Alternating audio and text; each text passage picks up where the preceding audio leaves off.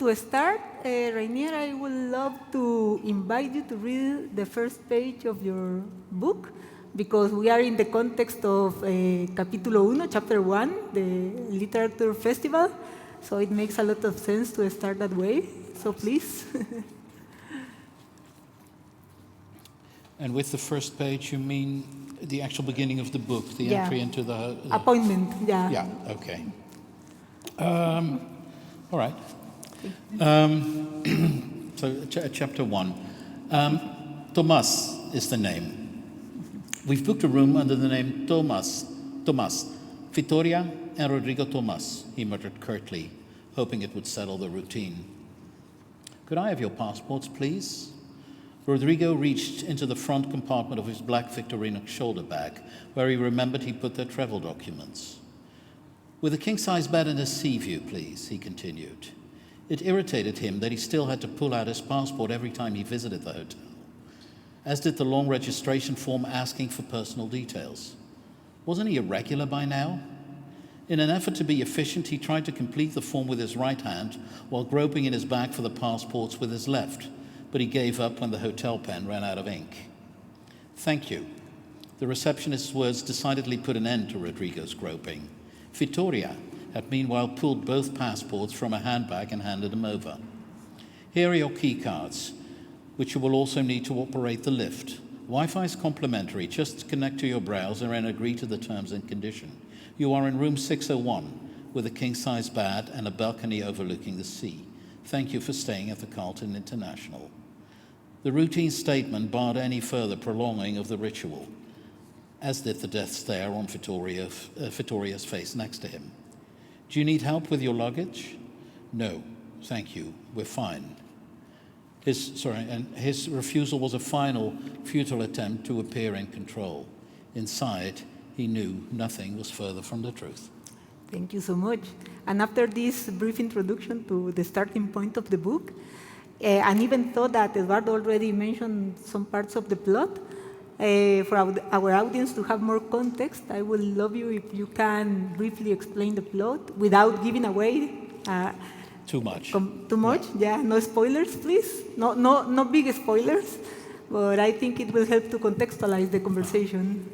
Well, I'll try to do that, short of becoming incomprehensible. But so, in a very, very short description, the book is about an architect who gets fucked.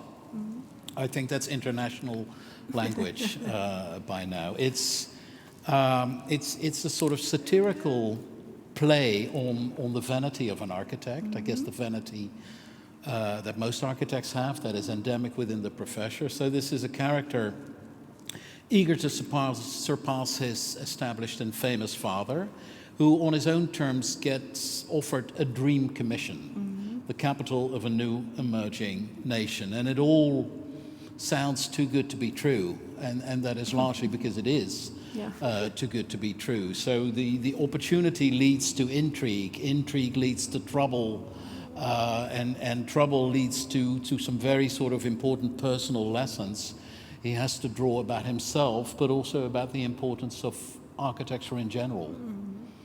Well, thank you so much. Before getting in deep into the book plot itself, I was very intrigued and curious when I read the novel, because I also read your previous book, Four Walls and a Roof, and also, as Eduardo mentioned, we had here your video about the Hospital of the Future, so these different kinds of narratives. I was wondering, which was your motivation to shift from architecture critical theory and to write a novel? Because we are not used to read many architects writing novels. Well, I think there are a few. I think Pouillon has written a novel, and I think even Paul Andreu has written a novel, and Thomas Hardy was an architect in the end. But it's true what you're saying. But I wanted to write a novel because I felt it was a more efficient way of doing the exact same thing I'd done in the book before, where I needed to name a lot of instances specifically, where I needed to name people specifically, where I needed to fact check, et cetera, and where I was also, of course, bound by a certain amount of confidentiality when it concerned anecdotes about our own work, and I don't know. A novel is a very efficient vehicle to also enter the psychological realm. I mean, you cannot write about consciousness in a non-fiction book, because simply copy editors and fact checkers, etc., will do away with it. And I thought it was a very efficient way to make the same point in a more general way. Okay. Yeah, by the way, I think I heard you in another presentation saying that with the novel you cannot be proven wrong. Yeah, that's an added benefit. Fantastic. So going back to the novel itself, do you think that because I was trained as an architect as well, and I was reading it and somehow felt like the life of Rodrigo Tomás, it's a kind of mirror to many of architects, because not because he's a fuck up, I hope not many architects are fuck up, but the anxieties, the desire of having big commissions, the way we behave. How do you contextualize this with your experience at OMA and the network of architects you have around? Well, another nice thing about writing a novel is that you don't have to answer questions like that. I mean, there is, of course, the persistent question as to what extent is this autobiographical, to what extent is, and I can only say it's fiction, so there's a healthy difference between my world and the world in this book. But on the other hand, if I wouldn't inhabit the world that I inhabit, I couldn't write a book about this. Yeah. I mean, any writer writes about what he knows, and then takes it, twists it, turns it into something else. So, and it's also probably the least interesting question one can ask about the book. And yeah, talking about that, that there are personal things that are inevitable part of the plot, because we write about what we know. I also was thinking and wondering about your other, not from your personal experience, but your other reference in literature. Who do you read? Who do I read? I read Philip Roth. Or which books have you on your nightstand at the moment? I read Philip Roth, who I think is a a writer I like. I read a lot of Michel Houellebecq. I read a fair bit of Nabokov, because it was the interesting thing is the moment I decided to write a novel, I started to read more novels, precisely as a learning experience. Yeah. How is it done? What are the commonalities? What is the common structure? I mean, writing a novel is suspiciously like learning to design a building. There are good buildings and there are bad buildings, but most buildings have walls, columns, floors, and they obey to the same kind of basic things you have to know before you can design one, and that pretty much applies to writing fiction too. Yeah. And was it hard for you to shift from critical theory to this kind of storytelling? The whole thing took, I think, about 2.5 years.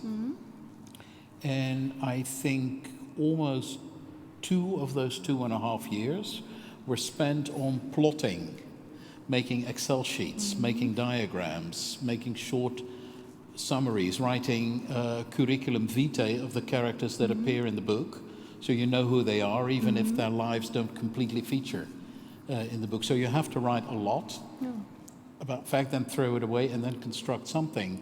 But similar to a building, I think you start drawing details at the end. And you don't design a building, starting with the entrance, ending with, although I guess some architects do, but starting with the entrance, ending with the exit. And you don't write a novel starting at the beginning, ending at the end. It's working from hyper abstract, from an idea, to ever more detail, and then the details take place. The details become chapters, the chapters become scenes, the scenes become paragraphs, and you break it down into a little bit. And that was more, I have to say, than with writing essays, where you follow a train of thought. That was the biggest difference. And there is a surprising similarity, I think, between architecture and writing novels. I mean, it's a very strange anecdote, perhaps. I mean, if you change one little detail in a building, you have to change another detail. Yeah, Then you has move a like wall, a chain. then you move a column, Yeah. then the primary structure doesn't anymore, then it falls apart. And so any change triggers an infinite amount of changes for the whole thing to hold together. If on a novel, if you change something on page 300, something changes on page 2. If something changes on page 2, something changes on page... So it's also like designing building, it's a perpetual fight against madness. Or against the looming feeling of chaos, and a chaos that largely emerged from something you started yourself. Yeah. It's not a chaos that happens to you, it's a chaos you create that then happens to you. Yeah, that's a wonderful way of explaining that. And also because, well, you just have explained the relationship between architecture and the novel, but also I have the feeling by reading your previous book that they talk about the same things, because your previous book was about contextualizing architecture in the contemporary moment, you know, a critique about the system, globalization, etc. And this book also has this embedded in the plot of the novel. So how is the relationship, not only with architecture that you already explained, but from one way of writing to the other? Well, It was difficult to change your many years of writing architectural criticism, or... Yeah, I don't know. I mean, the previous book more or less happened. And it was a very intuitive thing. I think I started writing articles again, columns in magazines, articles in magazines, columns on internet fora, etc., etc. And I think I started picking that up in 2013, 2014, again. And whenever I was enthusiastic about something, or I had an aha wave or whatever, I wrote it down. Whenever I was irritated about something, I wrote it down, and that accumulated to a series of articles which were all over the place. There was no coherence other than the fact that they were my irritations or my enthusiasm. And then a book offer came based on those articles. So in the previous book, half the articles were just written randomly, and then the other half, they were written after the offer was made, so the other half of the articles have the obligation to make the previous half sort of look coherent. And, and I think that's what the last book is. It's far more of a collage. It could have been longer, it could have been shorter. The wonderful thing about the last book is you don't have to read all of it, which is why way more people could pretend that they read it, which probably also helped sales. I mean, the assurance that you didn't read the book, at least not entirely, I think is a phenomenal way of propelling sales somehow. I don't know what that says about books, but the obligation here was that it was a single thing, one thing with a beginning and an end, and needed to exist as a whole. So it was a construct more, and it was also harder. And I, of course, permanently thought, I mean, I'm an architect. I can write about architecture with a certain degree of authority. I'm not a novelist. So there was also the permanent anxiety of being completely ridiculous. Yeah. I mean, and that lasted until the very end.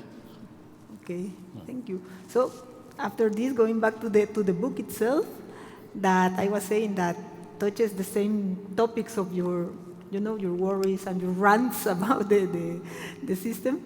I would love to invite you to read the paragraph we have in page 25, so we can talk about some other things that are underlying in the narrative of the book. 25, Please? yeah. Okay, let me look. Should I give a little bit of context? It's a bit of dialogue. It's a Monday morning office meeting, which are, I'm sure everybody who's got a job sort of knows them and how strenuous, trivial, and nevertheless political they can be. So he has to tell his other partners that he's been offered the opportunity and come. A large part of him actually wants to keep it quiet, not tell them at all, and just go there and fuck them, etc. But so he brings about an opportunity in Africa. And then there are other partners, apart from his father, and want to ask him, isn't getting involved in Africa hypersensitive right now, said Sim, especially for Westerners. Very hypersensitive, agreed Amem. I don't know, Senior interjected, Senior being his father. Plenty of our colleagues have a presence in Africa. One might accuse us of racism if we continue to not have one. I think so too, said Rodrigo, barely able to suppress the urge to laugh out loud. I guess this paragraph really touched me because there are two things here. One is about racism and how we understand that in the current moment, after the Black Lives Matter eruption a couple of years ago, etc., it's very present in our contemporary world. But also it overlaps with the topic of colonization because you are, trying to not be racist in this kind of, comic quote somehow, but at the same time it deals with the presence of European firms building, and it's in a way of neocolonialism perhaps. Well, yeah, particularly the Portuguese, who were, of course, the worst colonists out of all of them, because, they were the last to admit that their colonialism was actually wrong. I think Freire, etc., even have theory that their way of colonizing Africa and Brazil and whatever was benign. But there's a very interesting anecdote about this paragraph. This was actually the reason a British literary agent gave me for not wanting to publish the book. Because I sort of wrote him a summary, sent him the manuscript, and he told me that he couldn't publish partly because of hypersensitivity around the African setting, and that was all very hypersensitive.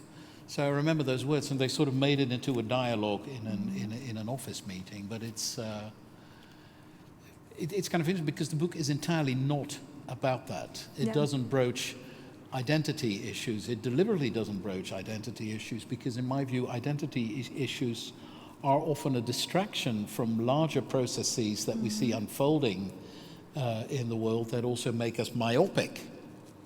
This is about the type of colonialism that never quite left Africa, that's giving way to a new form of colonialism that is not completely taking foot but gaining ground by the day. This is about, the presence of certain morals which make the result of those morals often extremely inefficient, and then the absence of morals on the other side which allow action which results in matter one way or another. And the curious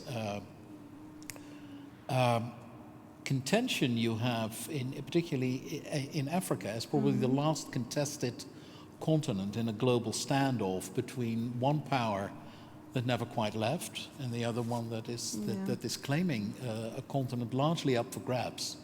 Yeah, and from your experience with the book, you said you presented it to one publisher. I don't know how many publishers you approached with the book. Well, but very, don't you think that very, very, very many. And particularly, I think particularly the English and the Americans at this moment have, I don't know whether it's residual guilt or whatever, but they have massive hang-ups that as soon as they read that it's in Africa, and as soon as they then see the sort of white face of that is like a no-go. But the book is, I could have set the book, I guess, in the Middle East. I could have set it in Central Asia, in a number of places in the world, but Africa is, no matter how you look at it, Africa is, for example, par excellence, the continent where I think these processes are taking place, where the whole derailed Chinese real estate machine that just has to keep on building to perpetuate the economy, whether their buildings are inhabited or not, where they simply have to continue in Africa what they started in China for economic reasons, where at the same time you have like UN Habitat promoting all sorts of wonderful theories about how things ought to be, at the same time not contributing anything. So it's really a continent between a rock and a hard place. And the book is about ultimately about those global forces.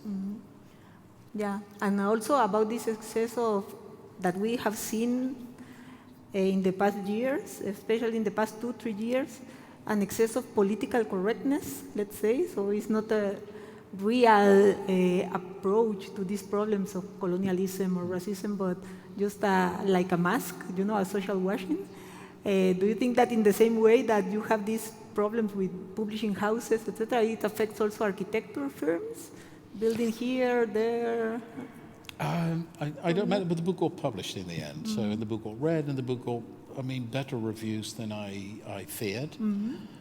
So that's all good. But I think there are. I think the world is subject to an increasing narrowing of margins, to an increasing form of censorship about all ambiguity. Irony, in any way, if I compare it to 10, 20 years ago, the possibility of irony is way less. And currently we inhabit a world stuck between outright authoritarian censorship and self-censorship.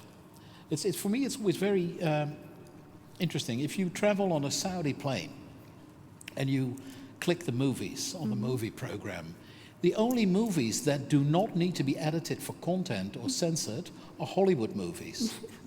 Because the average scriptwriter, the studio bosses, etc., have already preemptively cut out so much controversy that apparently the most woke context produces the best possible content for a deeply conservative state. And I think that is a real irony at the moment. And again, the advantage of writing a novel, there is no law that dictates that the protagonist of a novel needs to be a hero, or that he even needs to be good. If you read Lolita, Humbert is a despicable character, and it's a testament to Nabokov's literary virtuosity. When you get to page 150, you start to like him. That is, and I think that is the space of literature, a space, beyond good and evil. And likewise, my protagonist is a male chauvinist.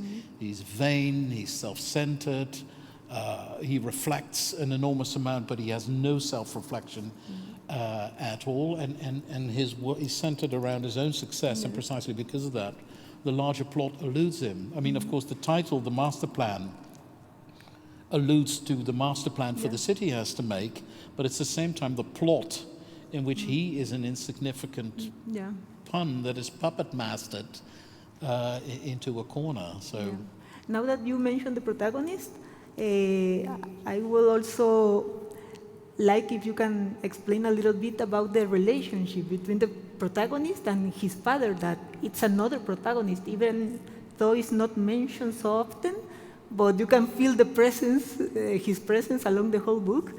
And also because it's very common in architectural practices to have this relationship that the sons or daughters study architecture and follow up, taking care of the practice. Wow. So, family business is still a prevailing model in architecture. So there are daddy issues clearly playing, but I'm sure I'm sure that certain similar psychologies also come into play when there are no blood relations.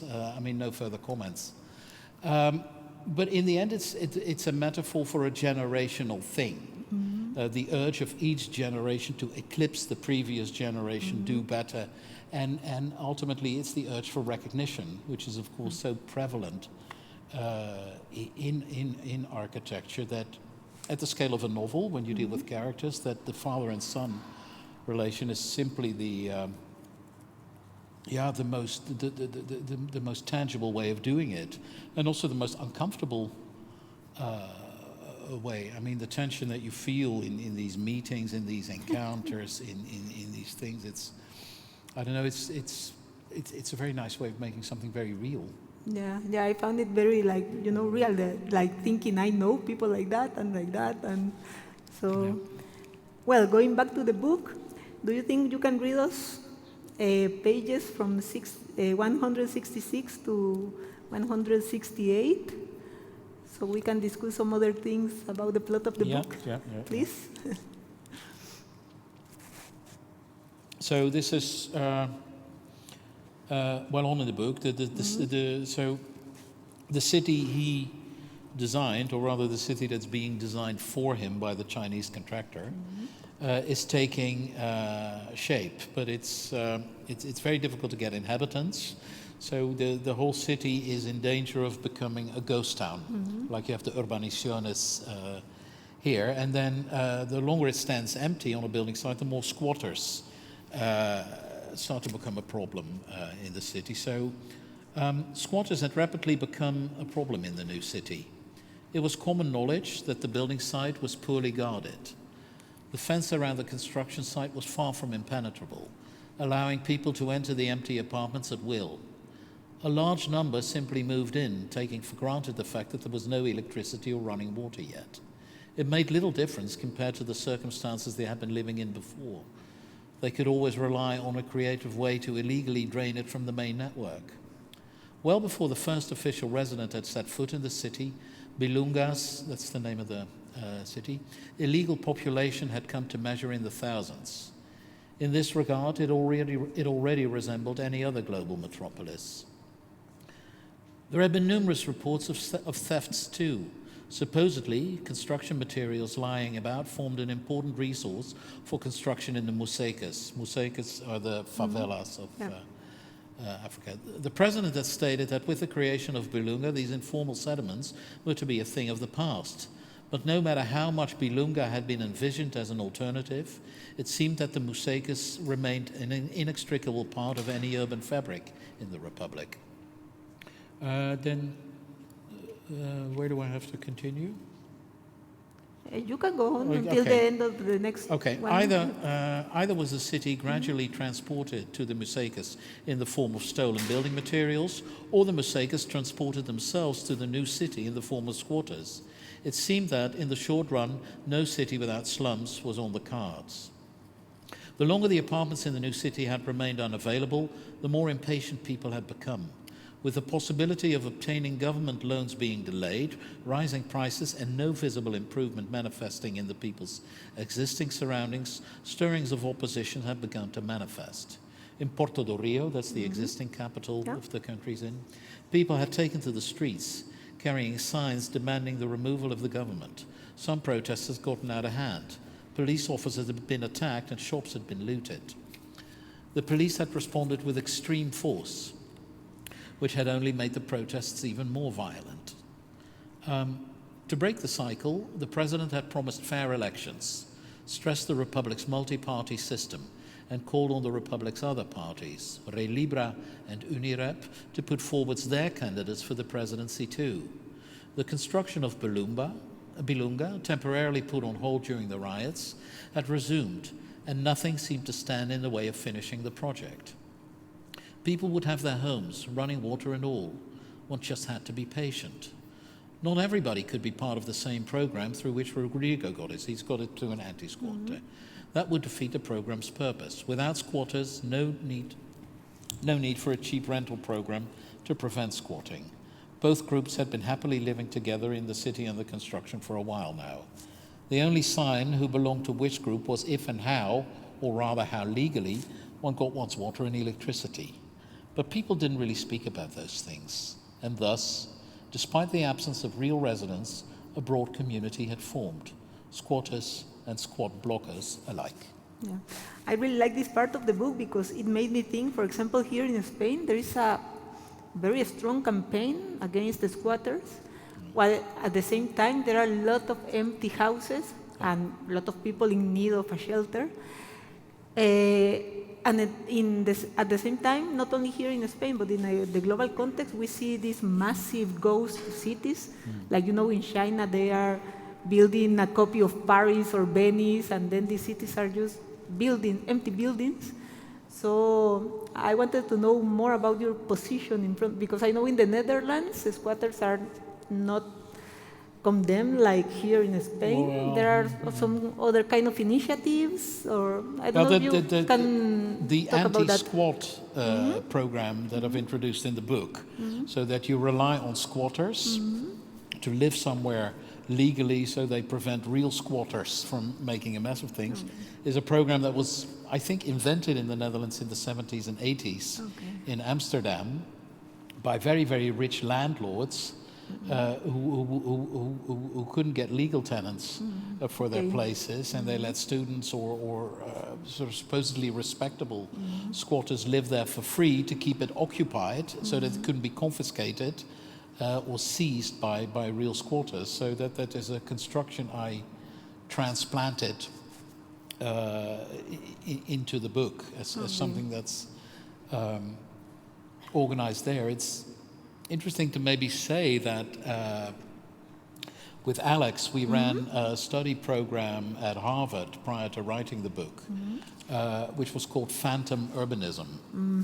It was about the construction of ever larger urban plans which remain uninhabited. You have them in Spain, you have them in the Ukraine, and you have them in China, and you also have a lot of those in Africa. And the country of our study was Angola, where there is a city called Quilamba, for over 1 million inhabitants, which I think stayed empty for years, simply because the cost of living, to live in the city, in no way matched the income of the average Angolan. There was no subsidy system, there was no proper mortgage system, so there was a pristine, white, Chinese modernist city with endless roads, pristine grass, that looked like a life-size model that just stayed empty for years. It wasn't a ruin, because, I mean, a ruin is inhabited at one point and abandoned, but this simply never had the population it was intended for, and it looked like a life-size version of Le Corbusier's Ville Radieuse being built there without a single inhabitant. So that we studied, and that was a part of the inspiration also for the phantom urbanism that occurs in the book. Yeah, apart from that, I find really beautiful the way you end this paragraph, recalling that without the architect's presence or goals or desire, just by squatting the buildings, a community was forming up. So I wonder which is your take on that, on the, civic participatory projects and appropriation of empty spaces, or in terms of creating an engaging community or communal projects, or the commons, by the way, that it also has been a term that it's been in the architectural field for many years now. Well, my principal position is that all housing speculation should end. That housing should be treated like oxygen or water or whatever. I think it is such an incredibly dangerous phenomenon that in the Western world particularly, that the size of our economy and the size of our economic growth, our GDP, is so much contingent on real estate. I mean, the combined capital that is represented by real estate is bigger than the world's gold reserves, bigger than the world's oil reserves, bigger than all the cryptocurrencies combined. Real estate is the piggy bank of the economic system, and as long as that is the case, real estate will not turn into housing provision. I mean, it's in the Netherlands, there is this massive urge to build 1 million new homes because of a housing shortage.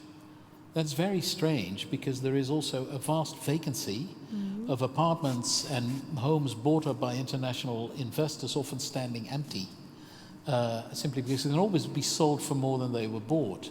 So I don't think what we call a housing crisis is an affordability crisis. And the affordability crisis is down to the fact that buildings cost money, but more than the fact that they cost money, they make money. And that's also, particularly as architects, you're always trained, to make your building more efficient, make it cheaper, do value engineering, and we pride ourselves on massive creativity to make it even cheaper and even cheaper. And what we're often doing by doing that is sponsoring the massive profits for those who invest, for those who develop them, because even if we make the buildings cheaper, it doesn't mean they get rented cheaper, it doesn't mean they get sold cheaper. I mean, our virtuosity even a lot of modernism's efficiency in this day and age no longer serves a democratic provision of housing. It serves the exact same rational efficiency, serves in a way the profit margins made from building. Yeah. And as long as that isn't addressed, there will always be this problem. Whether a building is modernist, whether a building is postmodernist, regardless of style. Yeah. It is the role in the financial system of architecture and buildings that represents a huge problem. And that means that a primary, sorry to preach in this way, but that means that a primary, a primary need, a primary human need is made unavailable. I mean, if we were to speculate with food like that, just imagine, or with oxygen, or with water, or with electricity in any of the same ways. I mean, the escalating price of real estate makes all of us poorer, even the ones in possession of expensive real estate, because you sell it, you have to live somewhere else. Totally. And you pay even more. So it's a rat race against something that is increasingly out of reach of normal people. So I think that's a huge problem. And that was a problem that, in a way, under the guise of economic development and economic aid, was imported into Africa in this book as well. Yeah. And now that you say all of this, I was thinking also in the role of architecture education, because I remember in my years at architecture school that we are trained somehow thinking that architects has the power to somehow change the system, that we have certain agency in the policies or whatever, but at the end, when you look around, it seems like we all surrender to the market and we become accomplices of a certain ways of behaving. But I think our agency doesn't serve the purposes we think it serves. I think that's the problem. I mean, so to put it extremely simple, buildings cost money to build, and buildings make money once they're built. Once buildings are built, architects leave the scene. Yeah. So their involvement is entirely with creating buildings at the moment when building costs money, which means that the latter half, where buildings start to generate money, is completely obscured from the view. So all the solutions they actually contribute only pertain to half of the story. Yeah. And as long as the other story doesn't get addressed, the solutions they carry often actually exacerbate the problem. And I think that is I think it is incredibly important in architectural education that the other half, however vulgar, however ugly, however much we like to frown on it with a certain amount of cultural and snobbish disdain, that you understand how that works, that you understand what happens to the buildings you made, the buildings you created afterwards, so that you see what happens. I think, I mean, the solution of any problem always starts with understanding the problem, or at least frankly acknowledging that there is a problem. And I think we're just simply not there. And this is a reality, I think, that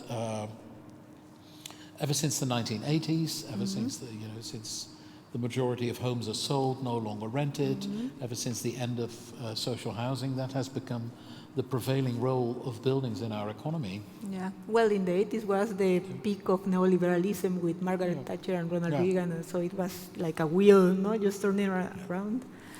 But well, going back to the book, we have another quote that I would like you to read in page 247. 247. Yes, please. It's extremely short, is that correct? The construction site of Bilunga exemplified the perfect microcosm of globalization. Asians and Africans doing the actual work, with Westerners passing judgments in the form of a running commentary. Yeah, I think this quote is very related with what you were saying before. About neoliberalism and the housing problems, but also in the ethics of the workforce. You know, we have this, again, another way of neocolonialism is European or Western practices designing these big master plans or cities or even a big building. but then they are built by Chinese workers, even in Africa or in Asia or whatever. What do you think about this global trend? Is there a way to subvert it, to going back to local, or it will be good to going back to local or not? Or? Well, in this case, I mean, part of the irony is that, so he gets a commission for a city, he goes to Africa, and one of the first things he discovers is that the contractor has already designed the city, and he's not quite clear what he's doing there. He spends most of the book wondering should he take credit for it or not. He's there anyway. He can't admit that it's a failure because it would mean a loss of faith in the home front, etc. But I mean, of course, he's being set up for something else. But this paragraph in particular is really about the comparing the Chinese presence in Africa to the Western presence in Africa. And where the Chinese, they operate like complete brutes, which is just bulldozer, but they build. And their houses, even if unaffordable, with a tweak, they might be used. And then there's the Westerners, and the Westerners talk. And that's all they do, they talk. Yeah. And they talk about how things should be, and things never are the way they should be. So they talk even more how things they should be, and they sort of pinpoint fingers, etc., at African countries, which, you know, on the corruption index is very low because, I mean, they ruthlessly apply their own standards, etc. So you got one half, and this is what this part is about. You got a continent that one half of the world talks about in the most moralistic terms without doing anything, and another half of the world, admittedly for selfish motives, does engage into an action of sort, which is you know, which isn't also entirely a friendly service. But I mean, that's in a way the vacuum that also the main character exists in.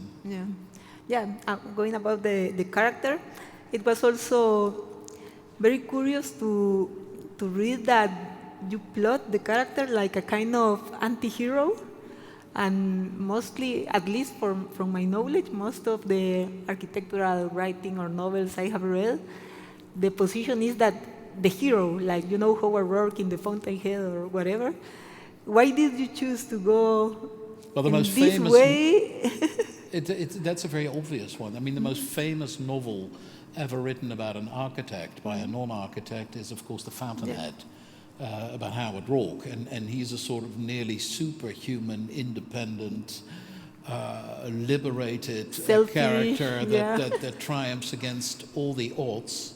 And I just simply thought it was nice to turn that on its head. You know, to have somebody who's not a hero and who fails even with all the odds in his favor. And you know, the truth is probably somewhere in the middle.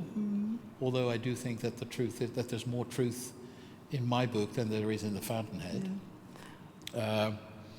But it's just a nice antidote. And there's, of course, you know, in as much as architects produce books, they're sort of heavily copy-edited monograph where they list their own triumphs one after another. I mean, our profession is enormously dominated by an ethos of success, and appearing successful even if you're not successful, seeing the opportunity in every crisis, and blah blah blah blah blah. And you know, there's a limit to all of that. So in part it's also a polemic against the prevailing mentality in architects' practices, famous and not. I mean, I think that's an endemic thing, this form of one-upmanship and endless outbidding of each other. And I mean, so we have an anti-hero who's simply an asshole.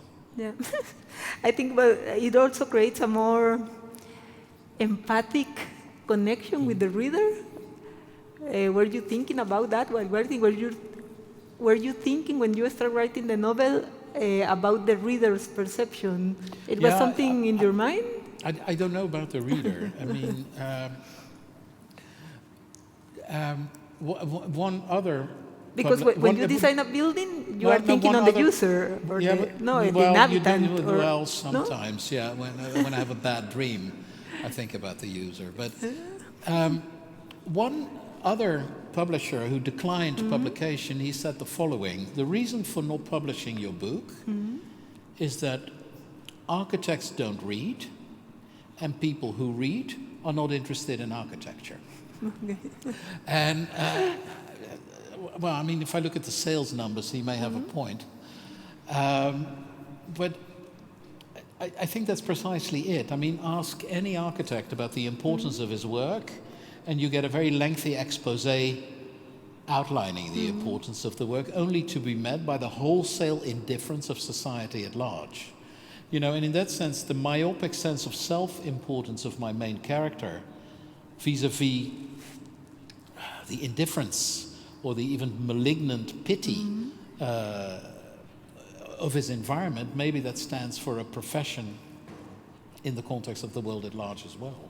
Yeah. I mean, it comes together in one person who represents maybe the consciousness of an entire guild. Yeah, that is very interesting, yeah, by the way. I was thinking also that, well, we selected this paragraph a little bit to discuss these broadened topics, but mostly all of them were selected by or suggested by myself. I wanted to ask you if you have a favorite page or paragraph or something in the book that you would like to share with us. Yeah, but I've read it on so many previous occasions that I... my favorite part of the book is where he...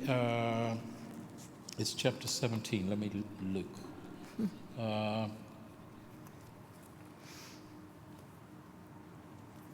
Sorry.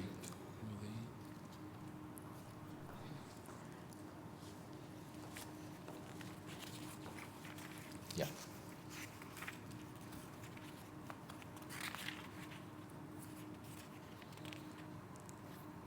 So it's a Sunday afternoon, and he goes with his Chinese colleagues to the site, and they have a drone, and they can follow the footage of the drone on an iPad. And that's when, for the first time, he actually sees what's being built and tries to digest it. So whatever one thought about Bilunga, it most definitely was large, extra large, far exceeding the size of any project ever conducted in the so-called developed world these days, larger than anything Rodrigo, or even his father, had ever worked on. He wondered, could size alone sustain an aesthetic dimension? Was big the new beautiful? There was something liberating about that notion. While beauty was subject to taste, size was merely subject to comparison. Size could be objectively verified, beauty could not. Something was either larger than something else or it wasn't. In a world that had trouble mustering up even the most basic of consensuses, size constituted a common ground in a way beauty could never hope to. The concept of art could finally radically be exorcised from architecture. Gone would be the reasons to theorize works of architecture. Only the compelling urgency to measure them would remain. Not pretension, but effort. Architecture publications would have to list but 3 criteria: length, height, and width. From there, things could be easy. A simple profession could be rid of its complex notions. Several historic styles and approaches, so far considered like apples and pears, would suddenly enter the realm of comparison. No more pre-modern, post-modern, or even modern architecture, just small, medium, large, and extra-large projects. Finally, Rodrigo and his colleagues would be able to bond, commonly resigned to the basic truth that, like sports, architecture was best kept separate from politics. Rodrigo wondered what league Bilunga put him in.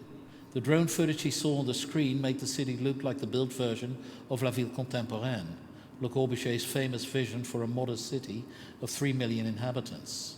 Once finished, Bilunga, with 1 million families, would house at least 1 million more. In terms of size, Rodrigo would trump Le Corbusier, while his father wouldn't even feature in the top 50. Okay. So we can say that in architecture, size matters. Well, to him, yeah. I mean, in the absence of any other form of control over the creation, it it is size that remains. So it's as a form of triumph. Yeah. It also, when I read this paragraph, I also was thinking about OMA's, REM's book, SMLXL. Really? No? Yeah, because, you know. I don't know. Because in It never occurred to me. No, I know, but you know, in the book, even the small projects, has a value, but here you are only focusing on the large scale buildings. So Yeah, but it's just a testament to how close megalomania and desperation really are, I think. As though, well, I think before opening the dialogue to a Q&A, I wanted to ask you what's next, because this is your first novel in this kind of narrative. Do you have plans of following this path of the writer, or you want to go back to critical theory, or do both, or which are your plans for the near future? Well, I have no plans for the near future. I've just finished another book. And Can we know the name?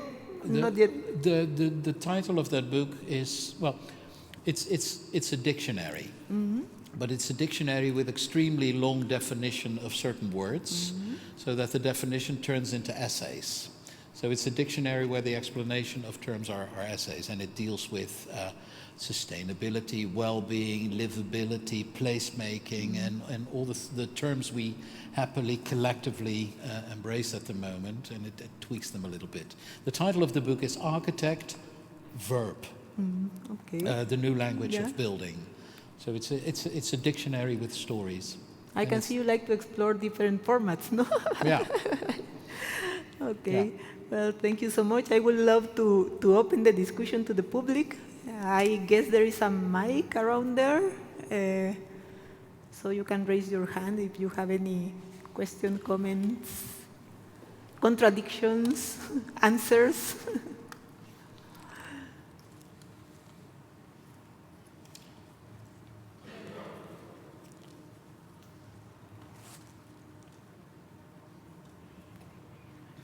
I can see a hand raised up here.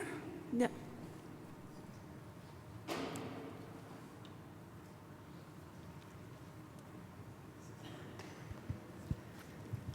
Tenemos una persona por aquí, sí.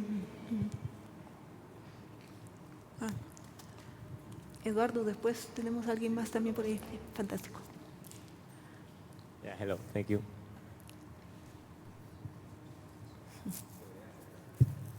Oh, okay. Hello. So I wanted to ask a question, like by the end of the book, there is some conclusion, say something like how homes are being built, after all, not really for being homes to people, but actually for being the home of money itself. Mm-hmm. There is a sentence on this line, no? And personally, I connected this to the prediction of the UN as of some sort of criticism on the massive expectation of urban population growth by 2050. And I wondered if this was actually meant to be connection on criticism as the UN as accomplice of this whole system that you already talked about on the real estate speculation, and what's actually your thoughts on this topic, on the massive need of affordable housing in mostly in emerging countries? Well, a lot of the house. I mean, first of all, I mean. Urbanization is an interesting phenomenon, is in the sense that the more rapid urban growth is, the less urban the cities become that grow. I mean, if regulated housing programs grow, slums grow in tandem, and they often grow faster, because a lot of what is built under the guise of affordable housing, as was in the case of Quilamba in Angola, turns out not to be affordable housing. So that gave a bizarrely surrealistic spectacle in the beginning, is that you have an empty city pristine white, of I would say relatively straightforward Chinese medium income homes built in Africa, and then a massive growth around it of informal settlement made by people themselves, by the people who actually the city in the middle was built for. And as long as buildings play the role in the financial systems that they play, that they are an investment vehicle, the more they're an investment vehicle, the less they will be a resource, a badly needed resource in the wake of a massive urban growth. And I think the only way to deal with urbanization in this day and age is probably to delay urbanization to a speed that can be accommodated both by the construction industry and the financial system. Because obviously the faster city growth, the more they are in demand, the more the free market escalates prices. So the more they're in demand, the more they're out of reach for the masses that come. And the guy in the book that has the lines that, don't you know that, homes are not built for people for looking for a home, but largely for money looking for a home. That is the other half that we discussed earlier in the discussion, I think. Gracias.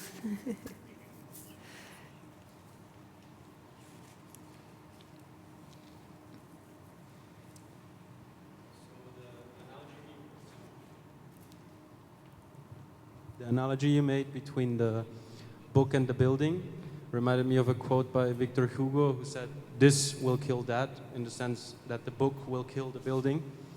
And considering the cherished, at least by me, production of books as physical artifacts by AMO, maybe that's owed also in terms of the design to the collaboration with Irma Boom. What's your position and what's the role of the printed publication and printed book in today's context, and what's your position on that? I don't know, I love books. I'm not sure I understand the question. What's the role of the printed book? I've no idea. I mean, people talk a lot about the disappearance of the book, and they talk about, disappearance of reading ultimately, but before reading disappears, then that reading will be entirely virtual. I don't think so. I think if you look at any radical prediction in that sense about the disappearance of something, probably everything that was predicted to disappear still exists, and I think that goes for the book as well. I mean, in a way, the most rewarding phase in doing something like this is actually once the writing is done, you do a layout, you do look at margins, you look at font sizes, leadings, chapter numbers, covers. I probably more than reading books, I smell books. Yeah, so do I. It's probably a more personal answer than a meaningful reflection on the general importance of the book, but it's the best I can do. Anyone else? Yeah.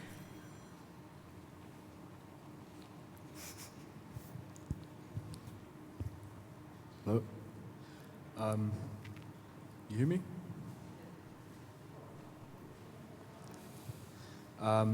So I'm going to write a master thesis next semester, and I'm thrilled by the question: is it possible to gain like an equality of life quality through the world? And there is a German architect called Werner Sobeck, and he said it's like on a sustainable level, it's not possible to get the whole world on an equal level. And I'm asking you, what do you think? Is it possible to, for example, also in Africa, to bring the people onto a level of living qualities so they have not to be scared or being doubted if their life there can have future, and if they have to go to Europe to have a better life, but can stay there like in their country? And like how can we help them And what is your thought about that? It's a pretty macro question. I mean, I must stress that, of course, another obligation a novel doesn't have is to be idealist. That is not to say that its author cannot be an idealist. I'll try and answer as good as I can. I think the current economic system is based on growth. Because it is based on growth, it relies on asymmetry. It relies on supply and demand. And supply and demand in themselves are a form of asymmetry. You know, low-wage countries that undergo economic growth exist precisely because of that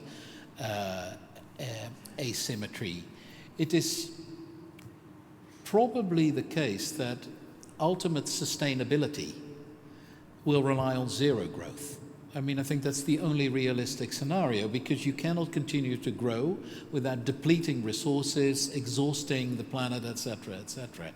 And I think that therefore the issue of ecological sustainability and economic fairness are intimately linked, which is precisely why it is so irritating that sustainability is increasingly a term hijacked by the capitalist system and appropriated in a very, very different meaning. I think there's a very beautiful quote from George Orwell about people who are on a ship and have to get by, etc., that actually makes the link between sustainability and economic equality. So it's the same thing. As long as the system continues to be based on growth, the system has a vested interest in preserving asymmetry and therefore inequalities.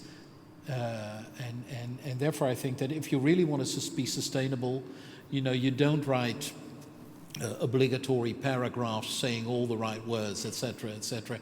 It requires a much more fundamental revision than even the people who talk about sustainability in Davos or wherever realize or would be prepared to take. Yeah. Whether that makes a fair world more or less likely, I mean, that question's out, obviously. I guess talking about idealism, I found something in the novel as well, that it navigates between the utopia, this idea of creating the whole new city from the scratch, etc., and dystopia with the results and the process, etc. And at the end, it becomes, you know, just like a normal project in between. So this is something that I really like about the book, that makes your mind to flow from these extremes, no? ¿Alguna otra pregunta? ¿Comentario? Otra vez. Primero tenemos una aquí y luego vamos contigo. Sí. Reinier, ¿se oye? Sí. Se oye poco. ¿Poco? Sí. ¿No? Ahora. Yeah. At any time, did you think that the main character could be a woman, an architect, woman? Well, I put it this way, you know, there's only so many stretches you can take. I mean, there is a white face there who writes about Africa. There is I don't know, a male with not a lot of hair, at least in that photograph. To have him also write about a woman, I don't know. I also quite fair few exceptions there. Women don't tend to suffer the same caricatural vanity that men do, at least not the type of vanity of architects. And you know, look at the numbers. Architecture is a very macho profession still. So I think maybe the main character could have been a woman, but it wouldn't have led to the believability of the book, I think. Hay otra pregunta por acá. Sí.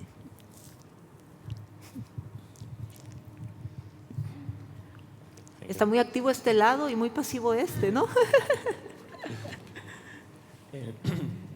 Yeah, another point in the book that caught my attention, it's, I think, something that many architects also live through, no? The balance between the personal and the professional life and how they interact. And so the fact that you introduced the character of the wife of Rodrigo, no? And she cannot stand it anymore, no? His ambitiousness or his plans, his lifestyle. Can you further explain a bit on your thoughts behind integrating this such a common fact in the architectural life? I don't know. I mean, he is insufferable and his wife is insufferable. So in that sense, I'm completely unbiased in terms of gender issues. I mean, they're both awful. And in a way, one could argue they deserve each other, which is probably precisely why, in the end, it goes wrong. But I think there is in the beginning of the book, and my editor, by the way, strongly advised me to get rid of her altogether, which was a notion I resisted because I mean there are the plot function. That is being pulled there is that in the small arguments, the small twists, that is also a contest of superiority, no matter how trivial the issues are over which the superiority is expressed. I think there's another thing in it that I find interesting. She comes to Africa, and he hasn't been home for a long time. He has his own reasons, but in her mind, that can only be because he has an affair. Because that would be the only plausible explanation, simply because the other explanation, that he is simply not interested in having an affair, is even worse than the plausible explanation that he would have an affair. And then he has this dilemma, what does he do? Because in the face of an accusation of an affair, I don't know whether you're familiar with the experience, in the face of an accusation of an affair, denial is as much a confirmation as full-on confirmation. The truth exists with the accusation, and here the accusation is something totally absurd, because I mean all sex has been eradicated out of the book as well, or strongly advised by editors, because it would simply bring in an entire different realm. But this is a real, I don't know, it's a sort of subtle game of trying to get the upper hand on a very small and very petty level. Thank you. Anyone else? No? So I guess we can end up with one last question that I have. That is the role of the activist in the book, because you have this character like Lucy, Cuba Contra, and there are many, especially young architects, that are also very activists. So what do you think about, or if you can explain a little bit more about these characters in the novel? Yeah, well, they're activists, but they're not architects, and that is very that's my question. If the architect can also be the activist. Towards the end of the book, it is implied that his new existence is largely owing to them, and it's also implied that they are his new best friends. But that is left open-ended. Okay. So. Thank you so much, Reinier, and thank you so much, everyone here, for attending today.